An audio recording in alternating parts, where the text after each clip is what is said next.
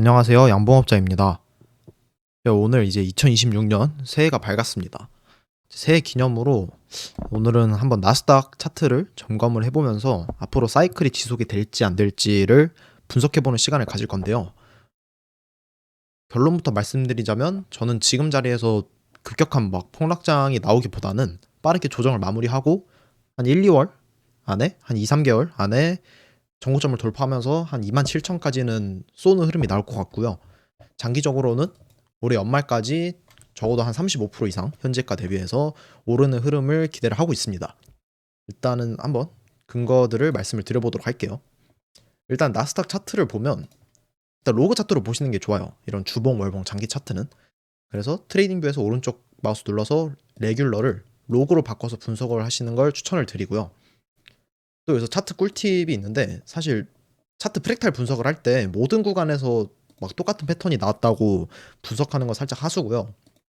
차트에서 체질이 바뀌는 구간을 아셔야 됩니다. 나스닥 차트에서 체질이 바뀌는 구간을 보시면 어디부터 체질이 바뀌는 것 같죠? 저는 이 전고점을 뚫은 이후부터는 나스닥의 체질이 바뀌었다고 판단을 하고 있습니다. 그래서 일단 이 닷컴 버블의 고점을 가로선으로 한번 체크를 해볼게요. 그리고 이 현관펜들을 한번 지워보도록 하겠습니다. 그럼 이제 프랙탈을 분석할 때 이 전고점을 돌파한 이후 이 프랙탈들을 현재랑 비교를 해보는 게 좋습니다. 그게 더 잘 맞거든요. 왜냐면 체질이 이때랑 바뀌었기 때문에 이 점 참고하셔서 보시면 되고, 여기서 저희는 이제 한 가지 흥미로운 프랙탈을 하나 찾을 수가 있습니다. 어떤 프랙탈이냐? 일단 증시에서 이렇게 크래시가 한 번씩 나오잖아요. 크래시가 한 번씩 나오는 걸 볼 수가 있죠. 이게 거의 한 15%에서 20%, 많게는 40%, 한 37% 폭락이 나왔네요. 이때는 코로나 때는 30%, 그리고 이때 미중 무역 분쟁 때인가요? 이때는 23%, 최근에 관세빔 때도 거의 한 25% 폭락이 나왔었죠. 그리고 2016년 이 자리 체질 바뀌기 직전 자리를 보면 그래도 거의 17% 가까이 폭락이 나온 거를 볼 수가 있습니다. 그럼 여기서 하나 흥미로운 점이 있는 게 이 크래시가 한번 나오고 대세 상승이 시작될 때 몇 프로 그리고 얼마 동안 올랐냐를 보면 16년에는 966일간 100%가 올랐고요. 18년에는 400일 동안 65%가 올랐고, 코로나 이후에는 대세 상승장이 600일 동안 149%가 올랐습니다. 그리고 이 역대급 금리 인상 이 시기가 지나고 나서는 860일 동안 113%가 올랐고요. 그리고 관세빔 폭락 이후에는 현재까지 저점 대비해서 지금 200일 동안, 아니죠, 한 266일 동안 최고점 대비해서 거의 58%, 60% 가까이 오른 상태입니다. 그럼 여기서 이제 저희가 한 가지 흥미로운 걸 볼 수가 있는 게, 적어도 최소 상승장 기간이 얼마죠? 최소가 406일, 그리고 많게는 966일, 600일, 800일 이렇게 나왔는데 지금은 고작 크래시 이후에 273일이 오른 걸 볼 수가 있습니다. 그러면 그냥 대충 계산해봐도 100일, 200일은 더 올라갈 여력이 있다고 판단하는 게 합리적인 분석이겠죠. 근데 사실 이 수치들만 봤을 때는 딱히 공통점이 보이지 않아요. 그래서 제가 지표를 좀 가공을 해서 또 프랙탈 하나 소개를 드리고자 합니다. 이 지표 같은 경우에는 이제 제 구독자 분들이라면 많이 쓰고 계시겠죠. 제가 추가를 해드렸으니까. 이걸 어떻게 쓰냐면, 처음 보는 분들 위해 대강 설명을 해드리자면, 캔들이 이 흰색 지표 위에 있을 때는 상승장, 밑에 있을 때는 하락장, 이런 식으로 저는 해석을 합니다. 그러면 어떻게 분석을 할 거냐? 이 지표를 뚫은 시점부터 최고점을 한번 기간으로 설정을 찍어볼게요. 이 뚫었을 때가 대강 이때쯤이거든요. 2016년 11월 14일, 그리고 686일간 60% 오르는 상승을 보여줬고요. 그리고 이때 코로나 때는 이때 회복을 하고 595일간 100% 오르는 모습을 보여주었습니다. 그리고 이때 2023년 5월에는 최고점까지 638일 동안 60% 가까이 오르는 모습을 보여줬고요. 이게 보조지표다 보니까 이런 구간을 해석하기가 좀 어렵긴 해요. 이런 구간에서 이때 회복했다고 쳤을 때는 대략적으로 한 300일 동안 24% 올랐고, 이 시점으로 따지면 한 130일 동안 24%또 올랐다고 볼 수가 있죠. 이런 구간을 제외를, 일단 이 구간은 괄호를 쳐서 보도록 하겠습니다. 그러면 현재는 어떻게 됐냐? 현재를 보면 지표를 회복하고 나서 이때 회복했다고 칠게요. 이때 회복하고 지금 155일간 20% 올랐고, 아니죠, 210일간 20% 정도 오른 상태라고 볼 수가 있습니다. 그러면 딱 이 차트를 봤을 때 어떤 생각이 드시죠? 저는 이 코로나, 사실 이 코로나 빔 사태를 제외하고서는 지금 프랙탈에 전혀 충족을 못하고 있는 상태라고 보입니다. 왜냐면 이때는 686일 올랐고, 이때는 638일 올랐고, 이때는 595일, 대략적으로 600일 동안 올랐어요. 보통 600일 동안 오르거든요, 이 추세 지표를 회복하고 난 다음에는. 근데 지금은 고작 224일밖에 안 올랐기 때문에 적어도 300일, 그러니까 올해 2026년은 상승장의 확률이 매우 높은 해라고 보고 있습니다. 만약에 2026년 동안 이렇게 올라요.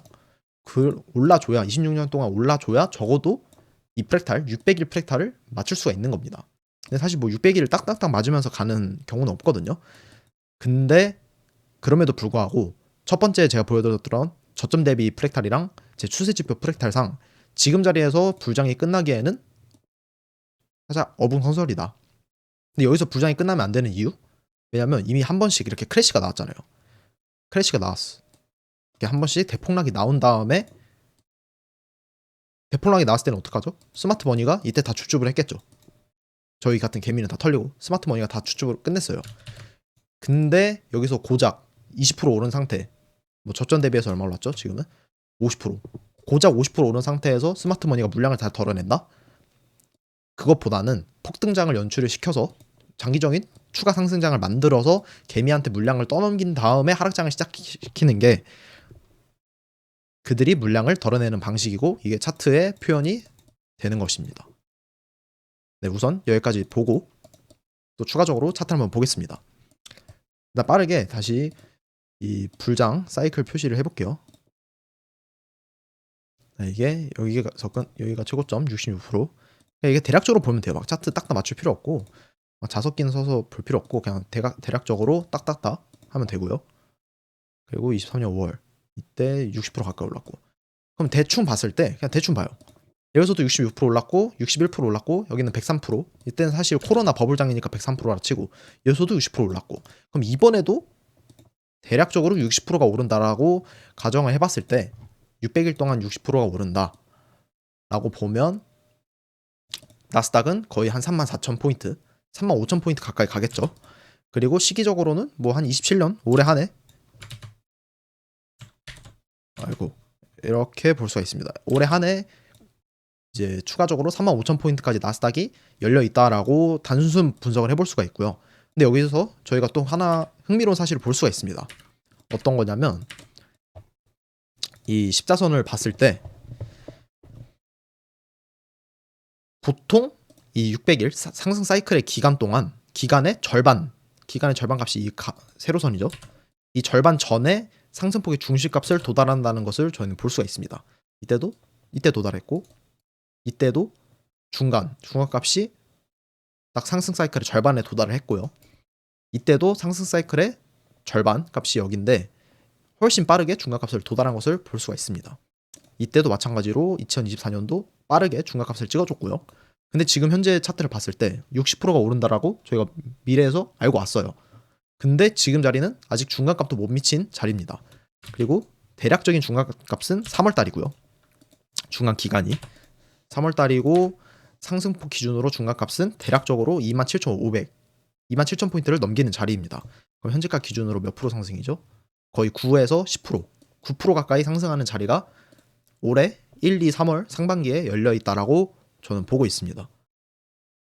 그래서 지금 이렇게 삼각수렴을 만들고 있잖아요. 삼각수렴이 이렇게 하방 이탈해서, 이 추세지표 이탈해서 막 대세 하락장이 들어서는 확률보다는 이 삼각수렴이 응축 후에 상방 분출을 1, 2, 3월 달 동안 해가지고 저는 27,500포인트를 찍을 거라고 보고 있고요. 이후에는 뭐 사실 여기서 바로 조정이 나올지 아니면 올라갔다가 조정 나오고 이렇게 갈지는 저도 잘 몰라요. 하지만 결국에는 27년, 26년 말에는 35,000포인트를 넘겨 있을 거다라고 나스닥은 보고 있습니다. 근데 이제 여기서 한 가지 보셔야 될 게, 2023년에 22년인가 23년에 GPT가 나오고 나서 지금 이때부터 AI 사이클이 시작이 되고 있는 거거든요. AI 사이클. 근데 이제 한 가지 명심하셔야 될 게, 미국은 이제 앞으로 디플레이션을 용납하지 않는 시대입니다. 미국은 디플레를 용납하지 않는다. 이게 찐 디플레를 동반한 하락장은 한 30%에서 하락장이 안 끝나요. 보통 그냥 크래시가 나오면서 이런 대세 침체기를 만들거든요. 딱 닷컴 버블처럼 이런 대세 침체기. 그리고 금융위기, 이런 디플레이션, 찐 디플레이션을 동반한 하락장은 무조건 그냥 도망가야 돼요. 손절커서 잡아야 되거든요. 근데 2016년 이후 이제 역사적 전고점을 탈피한 이후에 크래시들을 보면 다 매수의 기회였거든요. 그 이유가 미국은 앞으로 이제 중국이 급부상을 하면서 중국과 패권 경쟁을, 그것도 AI를 가지고 패권 경쟁을 하는 시대에 돌입을 했습니다. 이 와중에 미국이 주식시장 버블을 터트리면서 디플레를 용납을 한다. 그러면 결국에는 패권 자리를 놓아주게 되는 꼴이 돼버리거든요. 그래서 앞으로 미국은 의도적인 디플레이션은 용납하지 않을 거라고 보고 있고요. 사실 이런 크래시들이 나오더라도 사실 뭐 경기 전체를 명분으로 이때도 크래시가 나왔죠. 하지만 다 구라였단 말이에요. 앞으로도 계속 이런 흐름이 나올 거라고 저는 생각을 하고 있습니다. 이게 우리가 한 22년인가 23년인가 이 자리에서 중국이 1등을 패권국이 될 거다, GDP 1국가가 될 거다, 1등 국가가 될 거다, 뭐 이런 얘기가 많았거든요. 근데 이제 지금 그 근거가 미국 정부 부채 비율이 과거 패권국들이 무너졌을 때에 위치를 했다, 이런 논리가 많았거든요. 근데 GDP 대비 부채 비율이 공식이 어떻게 되죠? 분모가 GDP에 깔고 그리고 분자에 국가 부채가 들어가죠. 그러면 국가 부채 비율, 그러니까 GDP 대비 국가 부채 비율을 줄이는 방법은 국가 부채를 줄이던가 국가의 GDP를 높이던가 이런 방법이 있습니다. 근데 여기서 만약에 미국이 부채를 줄이려고 흑자 재정을 돌입한다. 그러면 민간 시장 박살이 나겠죠. 그럼 민간 시장에 박살이 나면 AI 사이클은 끝나게 됩니다. 그러니까 정부가 흑자면 민간은 반드시 적자가 되겠죠. 민간은. 그럼 민간이 적자가 되면 AI에 지금 투자를 하고 있는 빅테크 기업들 다 투자를 쪼이는 상황이 됩니다. 그렇게 되면 AI 패권은 중국한테 넘어가게 돼요. 그럼 결국에는 정부는 적자 재정을 유지할 수밖에 없습니다. 정부는 적자 재정을 유지할 수밖에 없고요. 그럼 남은 방법은 미국의 GDP를 끌어올리는 방법밖에 없거든요. 그럼 미국의 GDP를 끌어올리려면 어떻게 해야 되냐?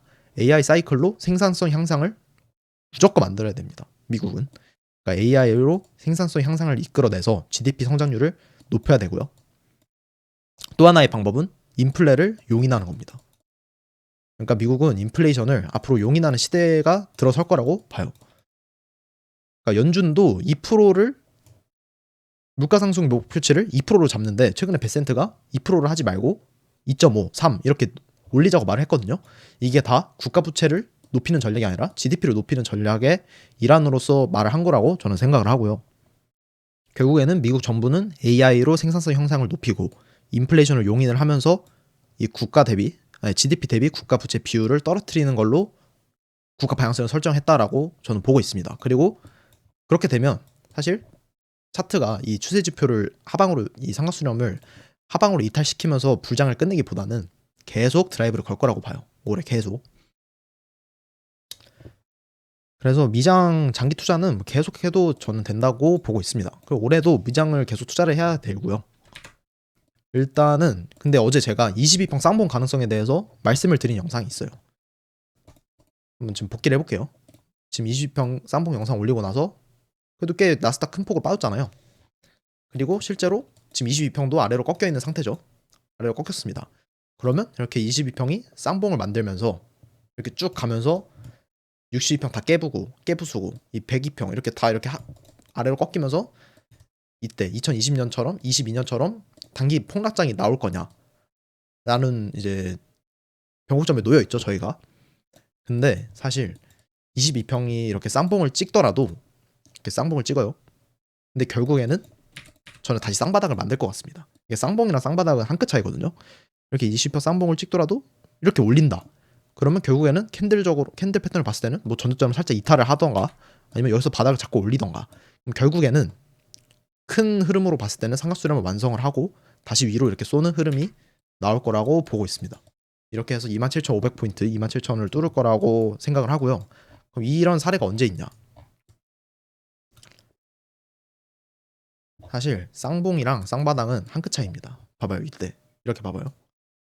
이때도 쌍봉을 만들어서 뭐 이때쯤 되면 이제 쌍봉이 확정됐으니까 이 막 7,000포인트 깨질 거다 나스닥 이렇게 분석을 하는 경우가 많겠죠. 하지만 결과적으로 봤을 때에는 쌍봉을 만드는 척 쌍바닥을 찍고 결국에는 큰 흐름에서 상한선을 만들고 위로 당긴 거를 볼 수가 있고요. 그리고 이때도 마찬가지로 2018년도 이때도 당연히 저희가 다 쌍봉을 외쳤겠죠. 이때 쌍봉을 22평 쌍봉 만들었으니까 정석적인 분석대로 이제 대세 하락장 시작이다 라고 분석을 할 수가 있는데, 정작 큰 흐름으로 봤을 때 결과적으로 보면 쌍봉인 척 하다가 쌍바닥을 만들면서 다시 위로 당긴 걸 볼 수가 있어요. 2017년도 마찬가지예요. 이때도 쌍봉 가능성을 제기를 했겠죠. 누가 봐도 이렇게 쌍봉이잖아요. 다이버전스 찍었을 때고 이때 다이버전스 찍었겠죠. 딱 봐도. 근데 결국에는 큰 흐름을, 주봉상의 큰 흐름을 막지 못하고 저점 높이는 쌍바닥을 만들면서 위로 당기는 모습이 나왔습니다. 그래서 이게 쌍봉이 나왔다고 해서 또 이때는 쌍봉 찍어서 폭락이 나왔어요. 근데 이게 다 결과론적인 거예요.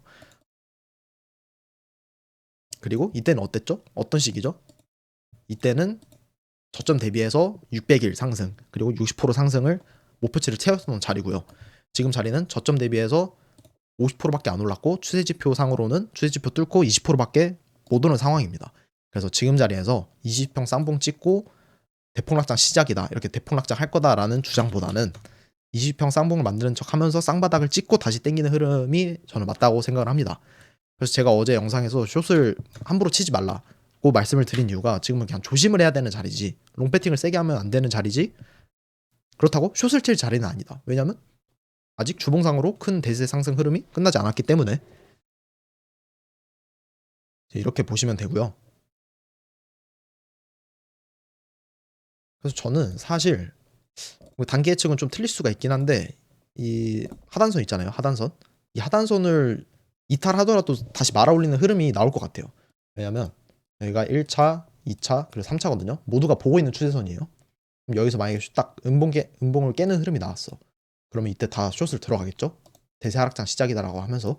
하지만 여기서 페이크로 다시 말아올리는 흐름이 나올 가능성이 높다고 봅니다. 그리고 12월 이 계속 연말에 계속 빠졌던 이 자리는 거래량 없이 그냥 밀어버린 거거든요. 윈도우 드레싱 효과로 밀어버린 거기 때문에 언제든지 호재를 동반해서 다시 말아올리는 흐름이 세게 나올 수 있다고 생각을 합니다. 그래서 너무 걱정할 자리는 아니라고 보고 있고요. 그리고 22평 쌍봉을 만들었을 때 하락장이 되는 이유는 이 22평 쌍봉이 중기 추세선인 62평을 이렇게 위로 아래로 꺾기 때문에 계속 이렇게 하락장이 하방 힘이 세지는 거거든요. 그러면 62평이 아래로 꺾일지 안 꺾일지는 어제 공유드렸던 이평선 분석법대로 60일 전 캔들이랑 비교를 해보면 되겠죠. 그럼 보시면 이렇게 총 이렇게 60개를 가지고 만들잖아요. 캔들을. 자, 지금 62평이 제가 체크한 박스들의 평균값이 62평 값이에요. 그러면 다음 날에 62평이 꺾일지 안 꺾일지를 보면 그러니까 제가 노란색으로 표시할게요. 이 종가 얼마죠? 24,800 아래로 내일 캔들이 이렇게 만약에 장대양 음봉을 밀어버린다. 그러면 62평이 아래로 꺾이면서 상당히 좀 안 좋아지게 되긴 합니다. 근데 이 위에 아래를 안 깬다. 그러면 62평은 여전히 상승 추세를 유지를 할 거예요. 그 다음에 또 보면 그 다음에는 이 자리, 그 다음에는 이 자리, 그 다음에는 또 이 자리, 이렇게 밑에서 놀게 되거든요. 62평 자리가 다음 주만 가면. 그래서 62평이 아래로 깨지려면 그냥 연속적으로 났어요. 이렇게 폭락이 나와야 돼요. 이렇게 폭락이 계속 이렇게 나오면서 22평 깨는 흐름이 나와야 되는데, 사실 이 가능성보다는 적어도 62평 추세를 지키면서 위로 쏘지 않을까라고 보고 있습니다. 사실 이거는 그때 가서 대응을 하면 되고요. 우선은 이 정도 흐름으로 보고 있다라고 생각을 해주시면 되고요. 그러면 나스닥이 지금 이 수렴 안에 있고 결국 수렴이 위로 돌파했을 때 어떤 게 좋냐라고 물으신다면 저는 반도체 섹터가 가장 지금은 좋다고 생각을 합니다. 반도체 섹터 같은 경우에는 일단 20주 2평, 지금 이 빨간색이 20주 2평인데 20주 2평에서 추세를 완벽하게 잘 지켜내고 있고요. 그리고 이 스토캐스틱 상으로 봤을 때에도 지금 과열권을 직행을 하고 언제든지 지금 TO를 준비를 하고 있습니다. 지금 나스닥만 자리 잡아주면 이 과열권 에너지를 위로 툭 튀어오르면서 빵 하면서 전고점을 돌파하는 패턴이 만들어질 수 있다고 보고 있고요. 그리고 AI 사이클에서 봤을 때에도 반도체는 핵심 섹터죠. 그래서 선도할 가능성이 높다. 그리고 20주 2평 이게 중요한데 20주기편 각도로 봤을 때 사실 이 반도체가 제일 가팔라요. 그리고 나스닥은 살짝 완만하죠, 반도체에 비해서. 그리고 S&P도 나스닥이랑 비슷해요. 근데 반도체를 봤을 때는 지금 상당히 각도가 가파르다. 각도가 가파르다는 거는 힘이 가장 세다는 거고, 힘이 가장 세다는 거는 앞으로도 주도 섹터가 될 가능성이 높다라는 뜻입니다. 추세 지표를 추가적으로 켜보면 여전히 상승 사이클 안에 있고요. 지금 여기 봤을 때에도 얼마 안 올랐죠? 속스도 그냥 장투하면 한 400불까지, 400불은 올해 안에 뚫을 거라고 보고는 있습니다. 네, 우선 이제 어제 운봉이 나왔다고 좀 걱정할 분들이 많을 것 같아서 영상을 찍게 됐는데, 걱정은 크게 안 해도 될 것 같습니다. 네, 감사합니다.